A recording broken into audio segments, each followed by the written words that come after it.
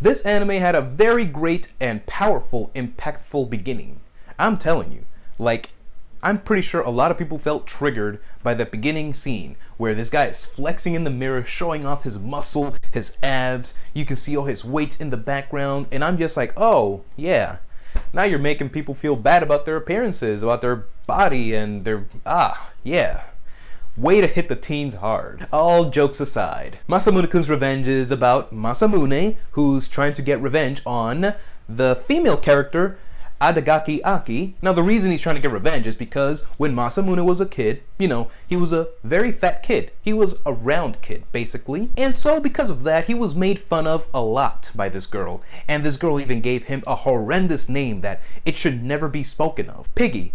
Or, in recent translations, Pig's Foot. I'm telling you, this name is so horrible that I think I need some mouthwash after saying that word so many times. It's that bad. The poor kid, everything he had to go through.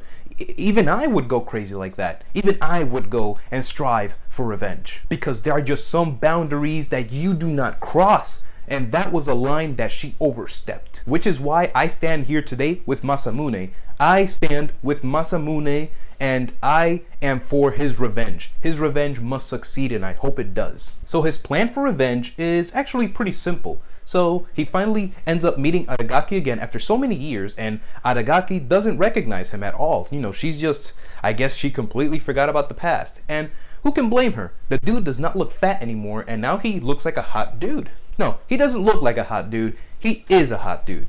This guy's freaking hot. So his plan is to make Adagaki fall in love with him, so that in turn he can break her heart and I guess leave her in misery, leave her in despair, and then tell her like, yeah, remember me? I'm that fat kid you used to make fun of. Now look at me. Oh yeah. Eat that. But yeah, it's a pretty simple story, right? Guy just wants to get revenge on the girl who made his life miserable. As a child, that is, because he's probably just like 15, 16 years old. He's just in high school, but that girl made his childhood a living hell. This story, or anime, really focuses on 4 main characters. I say 4 because it really is focusing on 4, but I guess if you really want to go into specifics, it would be 2 main characters and 2 supporting characters. Let's start off with the 2 main characters. One being the obvious Masamune Makabe, who was the once fat kid and now a really hot dude. Then we have Adagaki Aki, who was once a evil little girl and is still sort of a evil girl. Except, we've been learning a little bit more about her as the episodes go on. So I guess, it's kind of lowering the evil part or the cold-hearted part aspect about her. Oh man, and now for the supporting characters. Now one of them I really don't want to talk about because I really dislike her. And that girl is Fujinomiya Neko. Yes, I'll probably have a picture of her there. Maybe, maybe not, but I really don't like this character a lot. And I will explain this later, if not maybe in the next video, because it's ridiculous. This character is ridiculous. So yeah, Fujinomiya Neko. Who is she? Well, she's a girl who randomly appears, hugs Masamune, saying that, oh, she's finally reunited with him, she's in love with this guy, and, I'll go into reasons as to why I don't like her, is because she resembles a certain character from a different story that I also didn't like. And of course, I saved the best for last. We now have Yoshino Koiwai. Or Koiwai Yoshino. She is Adagaki's maid. And I gotta tell you, she is by far my favorite character. Can anyone please, just tell me, who's your favorite girl in this show right now? For me, it's Yoshino. It's obviously Yoshino. I keep pointing here because hopefully I'll have a picture of her here. But my god, Yoshino is by far my favorite girl right now in the series. Not only does she have that cool persona going on, she's also like this cool, calm, and collected character who she just has that expression that doesn't go away. She could be slightly frustrated, but the frustration would show without much change in her expression. She could be in pain, but that pain will she'll show the pain, but without changing the expression. She only really breaks her expression when she's in front of Aragaki, like the timid girl, the shy girl, she's just following orders. She's just the maid. But when she's with Makabe, oh, it's like a different character completely, and I totally dig that. Yeah, so Yoshino's definitely, she's my main girl. Like, I would not mind if Makabe and Yoshino actually ended up together, although I really don't see that happening the way the story is going, but yeah, that would definitely be a nice twist to it. So, how are these characters intertwining with each other? How do they play into the story? So, as we know, Makabe is out to get revenge on Aragaki for making his childhood a living hell, and Fujinomiya Neko just appeared out of nowhere, declared her love for Makabe, and Makabe does not recognize this girl whatsoever.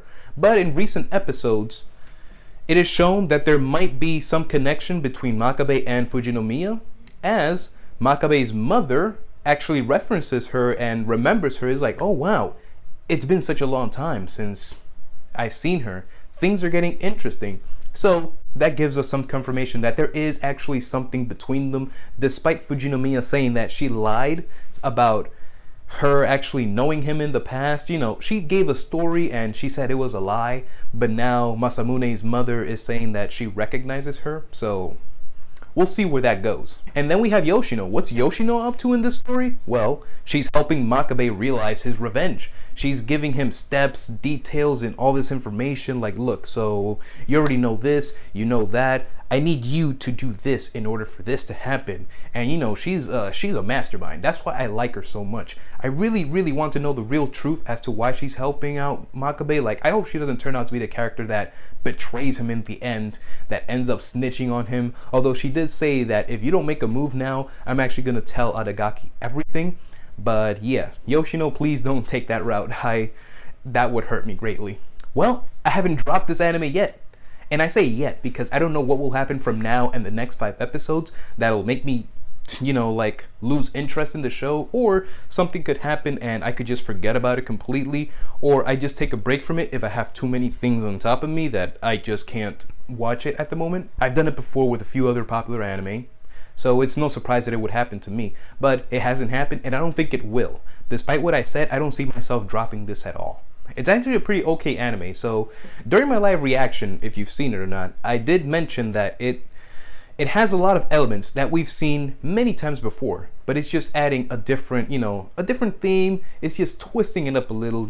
It's a typical harem, typical romance comedy, and again, elements we've seen before, but they're just adding a different coating to it. So the anime is following the same formula. You're seeing, the quadratic equation and everything, but it's giving you a different answer. There's different numbers involved. Same formula, just different numbers. That's what it is. If you get math references. That was a horrible math reference. I'll never do that again. During the live reaction, I forgot to mention that I was also referencing a lot to Netoge, which I'll have the name here in case you don't know what I'm talking about. I know I just shortened the name because I don't remember the full name in Japanese and I don't remember the full name in English. But yeah, Netoge was an anime from last year and I enjoyed that pretty well. And the first episode, I was seeing lots of the same elements from that anime in this one. But again, like I kept saying, is just a little different. Same formula, but there's a different coding. There's different numbers in there. Right now, I definitely can't wait for the next episode. We just finished with episode 7, where we did learn a bit more about Aragaki and her character, So I'm actually looking forward to a backstory coming up soon. So, like I just said, I'm actually looking forward to a backstory for these characters, especially Fujinomiya. I don't want to hate her as much as I do. I just hate her because of who she is, simply as that. But I do expect a full backstory, at least something, showing us the full truth about her character and what happened. Especially about Aragaki, because I can tell that something's been skewed here. The actual truth between Aragaki and Masamune, and I think that's going to impact the anime in a way in which I can predict where it's going. So again, in that live reaction, I made just a little vague prediction where I said that something's going to happen, so something critical, something very impactful in the show that's actually going to make Masamune and Aragaki to develop real feelings, actual feelings for each other, and they're gonna get closer through that. I'd really hate for it to go in that typical route, but I mean, it's a 12 episode anime series, so I mean, I don't think it's gonna have a second season. I doubt it. It could happen, but I doubt it. So that's what I mean about this anime following a similar formula, so I can tell that something's gonna happen, and Masamune and Aragaki are probably gonna develop real feelings for each other, and they're gonna end up together. Maybe that could happen. What I do wish to happen is for his revenge to take form, to actually happen, and I want to see Aragaki finally fall from her throne. She is sitting high up there looking down on us as peasants, and that is not okay. But yeah, guys, that's all I have for this video today. Thank you so much for watching. Now, before you guys go, I really want to hear about what you think about this anime. Are you liking it? Do you hate it? Leave your thoughts down below. I'm really looking forward to reading how people feel about this anime, because I could be watching the worst anime of the year and not even realizing it.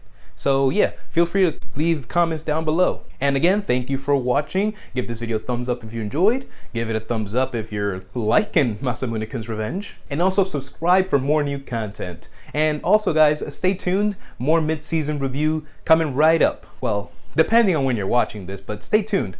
More mid-season review coming up. In the meantime, you can check out my other videos so far, and of course, I'll add my little subscribe button here so you don't forget to subscribe. So go ahead and get to that.